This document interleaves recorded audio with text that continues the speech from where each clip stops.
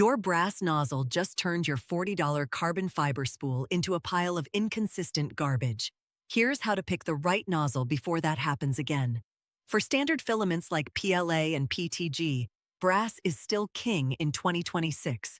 The thermal conductivity is unmatched, prints stay consistent, and quality sets cost under 15 bucks.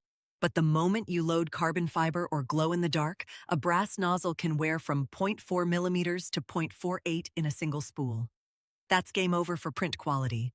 Hardened steel nozzles solve the wear problem but cut thermal conductivity by 20%.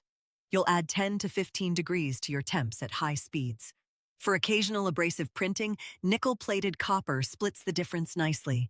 If you're running production with abrasive materials daily, ruby-tipped nozzles justify their $100 price with essentially infinite lifespan.